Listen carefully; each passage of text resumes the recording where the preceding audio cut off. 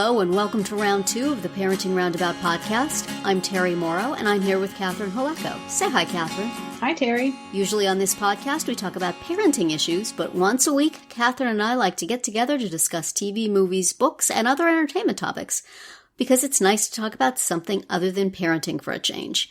This week, we go to a wedding on the West Wing. But first, Dancing with the Stars. We watched week 2 of this new season, and the first to feature the live voting. Woo! Mm-hmm. So you were not able to vote. I was not able to vote. I would blame the outcome on you, but it was maybe my fault. So, but it was very weird, the voting. I hadn't read anything about it ahead of time that it would be this way, and I kind of like it. You don't get a certain number of votes that you have to divide amongst all the people you like. You can vote up to 10 times for as many couples as you want. And the same like on the website and then also on text. So you could vote 10 times for 3 or 4 different couples if you wanted to. So okay, that was kind of nice. It made me feel like I didn't have to prioritize which one I wanted to give more votes to and dividing my vote between all these. So that was kind of, especially since sort of was figuring out early in the show who I wanted to vote for. And then I realized that, I could just vote for whoever I wanted to as many times as I wanted to. So that was interesting. I don't think I've ever seen a show that did it that way. Yeah. And I mean, by the time the last person went, there really wasn't much time left. No. So it feels like a big disadvantage to dance toward the end. Yes. It used to be a big advantage because it would be the freshest in your mind when you went off to vote. And now I think it's got to be a disadvantage. Although the fact that you can vote for up to 10 times for as many people as you wanted means that you can just sort of give people votes ahead of time. And not worry that you're costing somebody else those votes. So the people I wanted to vote for were all done before the end, but I did sort of wait around to hit the final button. And even after that, you can change your vote anytime during the course of the show. So even if you submit your votes, you can open it back up. So you can really just kind of have all your votes set up and then just, hit the final button. After that last one. But I would worry that there's going to be a rush of votes at the very end and it's going to get bogged down or something. Or you're not going to be able to, with the phone calls you can get through, the texts you can always get through. So I don't know. It was funny. I noticed when I went to do the text that it's the same number as they used for So You Think You Can Dance. Because I put in the number and it opened up a screen and it was Bailey, Bailey, Bailey, Bailey, Bailey, Bailey, Bailey, Bailey, Bailey, Bailey. So I'm like, I guess this is the same number. Oh, how funny. Yeah. So it now has 10 times a bunch of other names. That is funny. I guess same production company. They just keep using the same phone lines. Yeah. You'd think they'd change a digit or something, but oh well. It's, I don't think they've got it perfected yet, but I do like the voting for a week affecting that week. And not having to you go home based on the scores from the previous week. Right. So whether this is the way to address that or not, it needed to be addressed. And yes. I see a lot of people saying that all these changes and stuff were to avoid something like Bobby Bones winning again, but I don't think that's right. I think it's to avoid Juan Pablo going home on a night when he dances spectacularly. I think that's the thing that they're fixed on. Because, this way you're voting on what you're seeing right now and the judges can save somebody. So by this system, that would not have happened. Now, personally, I didn't care for Juan Pablo. I was just as glad to see him go home. Great dance. I mean, because I feel like he was a great dancer coming in. So, but I think that seems to be what they put their finger on is what the problem was. And not necessarily somebody winning with a huge fan base, which, the live voting isn't going to prevent that. Right. And, they want people with a big fan base because they want people to watch the show. They do. I don't think it was, we've talked about this. We have. He won because he figured out how to play. He played the game very well, and that's but I think that they are very conscious that looked bad when somebody danced so well and then went home. So this all seems to me anyway designed to prevent something like that. Now, there's nobody dancing that spectacularly this season. Really no ringery people. Some people definitely dance better than others, but everybody's got room for improvement. So, yeah, I mean, the scores from last week to this week seem to make quite a big jump. It did, except for poor Lamar, who I guess he picked up a point, but still, they seemed still harsh on some people. But I thought that we escalated to 8s really quick. After it seemed that they were going to be very strict. Right, that last week they kept on talking about how they were going to be strict and they were going to look for, technique and blah, blah, blah. And not only did they not seem to score that way this time, they didn't even mention it. Yeah. Oh, we were just kidding. No. Yeah. Well, maybe they did, and I happened to be fast forwarding at that moment, but yeah, I mean the judges did point out things quite a lot, but the scores didn't necessarily seem to correspond to that. So I kind of wondered whether there was something with the scores in conjunction with the live voting, because if you see somebody you like scored low, that makes you more likely to vote for them. Or if you see somebody that, you scored high, you might think, oh, they're safe. They'll be okay. The judges will save them. I don't need to vote for them. Right. It seems like there might be some tomfoolery going on about that, but maybe not. It's hard to say. I do think that the live voting is better than the week late results. Yeah. But wow, did they milk that at the end of the show? Could they have made that any longer or more painful? We have to go through how many couples are there, and we're going to read their names off one by one. How many minutes did that take? And then it seemed like a prolonged thing of deciding which one to go. I mean, it's pretty much what they did with So You Think You Can Dance this year. So I guess the way that they had. Oh, it's a tie. Len's gotta break the tie. Like, really? Yeah. Okay. And then I'm already tired of people booing every time Len opens his mouth. Like, can he talk? Yeah, that seems like they got to find a streamline. I hate it when they spend so much time on that, and then there is no time for the eliminated person to even practically say goodbye. Oh, we gotta go. So how about if you just make the announcement of how about if you just announce who's not safe? That's only 2 names to read. And then all that extra time from the suspense, you let the leaving couple do a little dance or something, or at least say a few words. I think that's shabby to just rush them off. Right. I was amused at the end where everybody's like coming out to say goodbye. All the pros were like hugging Brandon. Like, I'm sure Mary was somewhere getting congratulations or whatever, but this is like they were all going, oh man, we're so sorry. He was upset. It seemed like there were people I would have liked to. Yeah, spoiler alert for anybody who didn't watch it last night, although with this many couples, I don't know how spoilery it is. But Mary Wilson, former Supreme, was, kicked off the island. Yeah. So, and I'm not too upset, but I would have very much liked to see some, Lamar, Sean, or Ray go first. Yes. And agreed. The fact that they didn't is... I mean, how real do you think PETA's response to finding out that she was safe? She was like, kidding me. I think people should have been hugging PETA and Lindsay rather than Brandon. Yeah, you get another week. Enjoy. Oh, actually, Cheryl too. I think all 3 of them don't seem like they'd be a lot of fun to spend huge amounts of time with. But that's the way it goes, I guess. I mean, they at least have their partisans, I can see. They have, I don't know who her voting bloc would be. Mary. Yeah.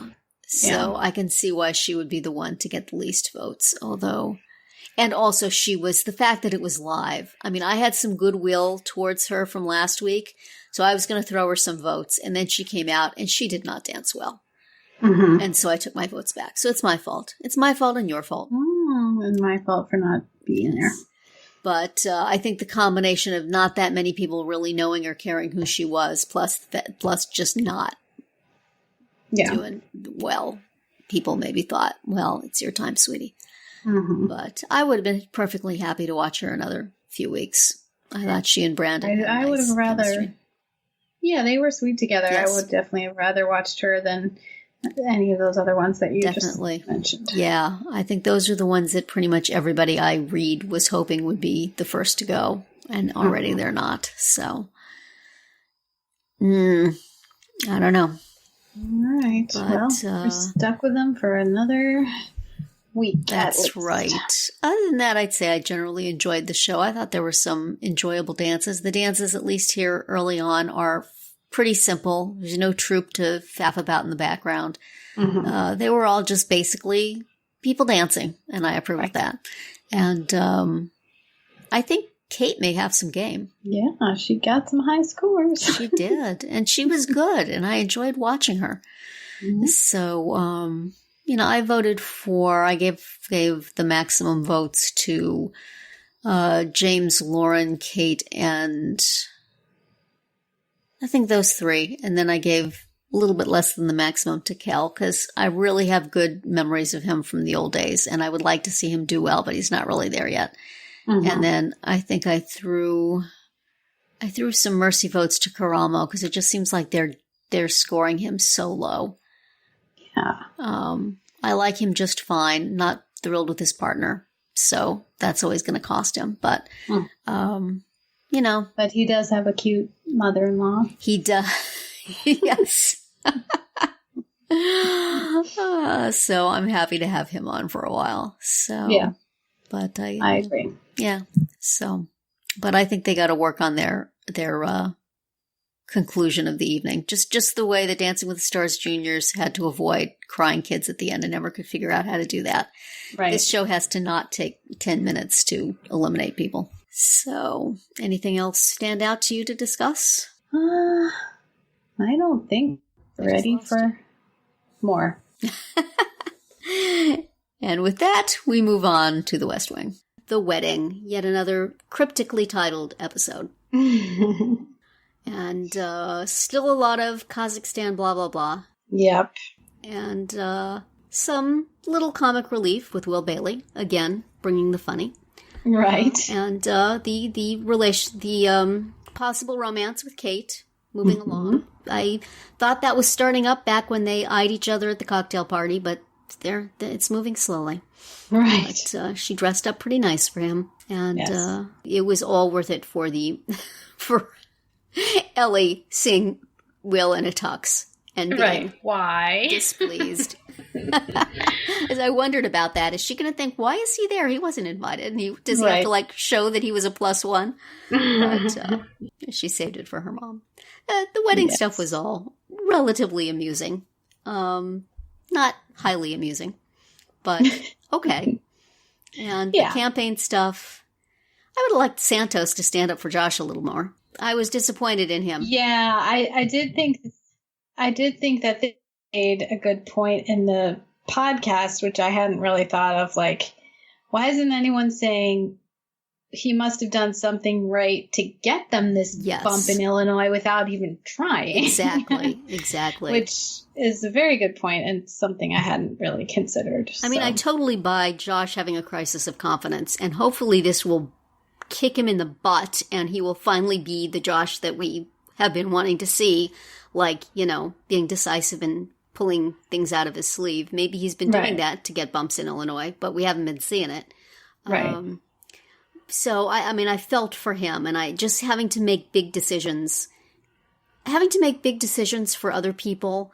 and the paralysis that can sometimes ensue is something that I understand very well in my personal life. And so it's easy to carry that over into the stakes of an election. And I totally feel for him. But, you know, I was not happy with Santos being like, well, maybe we should. Right. No. I want him to say, no, Josh is the one who brought me here, and I'm going to go home with the one who brought me. So I'm glad that Leo sort of said, hey, buddy, you're the candidate. Make things happen. Right. Oh, yeah. That was good. And I liked that Leo at least was loyal. And, you know, as he said, you guys want to kill me. So, you know, being vice presidential candidate is probably enough. And he doesn't really need to be the campaign manager, too. I totally didn't see that coming, that they were going to want him to be the one to take over. Right. And, like, still be the candidate.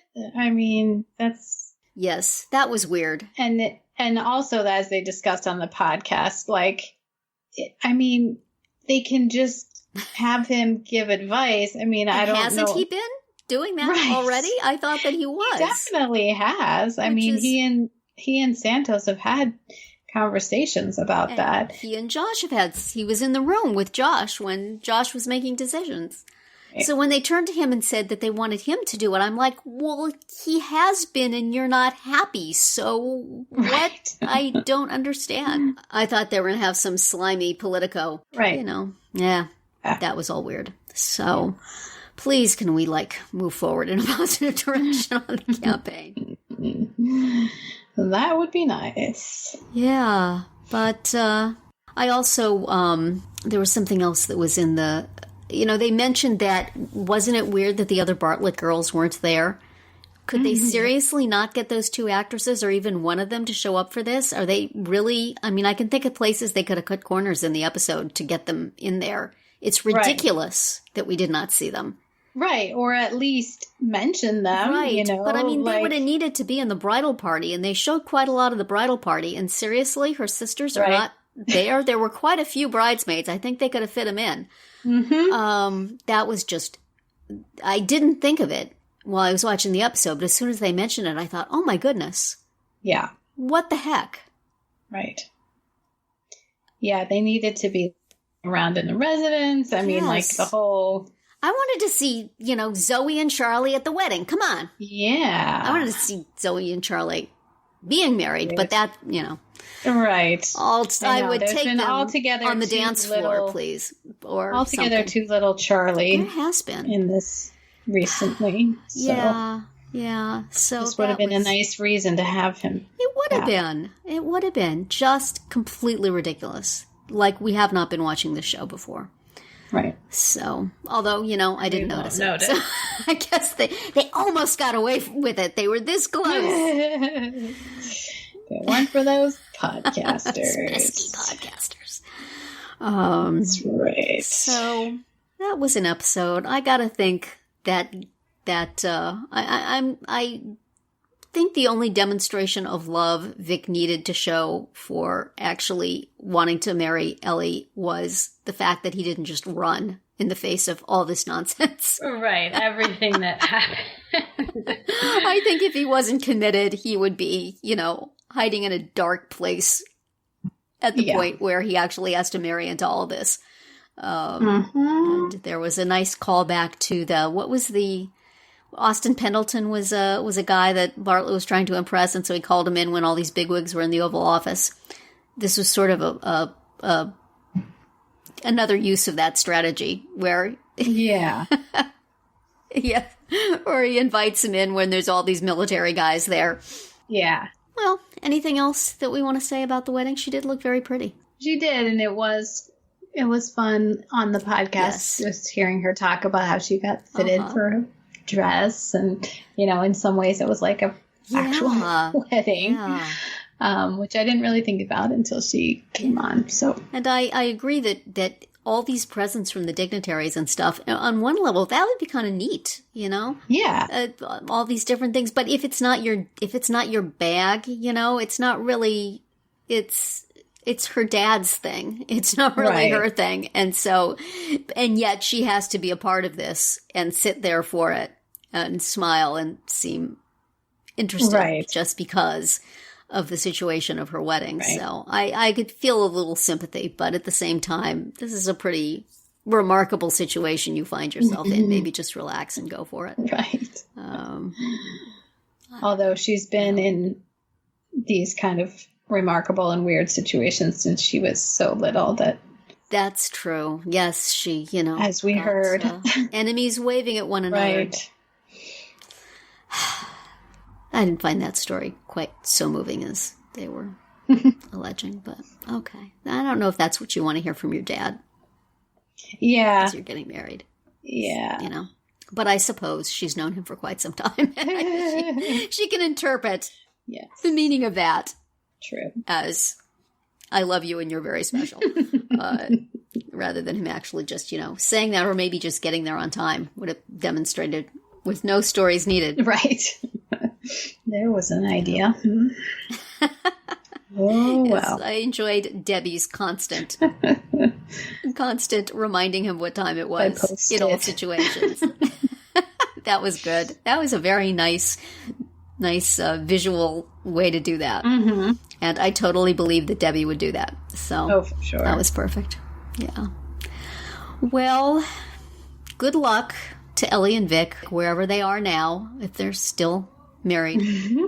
And that will be it for this week's round 2. Next week, we will continue with week 3 of Dancing with the Stars and continue our West Wing watch with the episode Running Mates. And hey, look, The Good Place is back. Yay! It's working its way into our podcast here to have 3 topics again. Mm-hmm. So we are going to watch the premiere of The Good Place, and we will be talking about that also in our next episode. We'll see how it goes to have 3 things again, and if it's too much, maybe we'll take a little break from the West Wing watch since we're getting so close to the end anyway.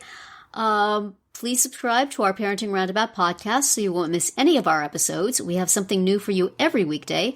As always, you can find recaps, links, and an opportunity to comment on our website at parentingroundabout.com. Goodbye, Catherine. Bye, Terry. Goodbye, everybody.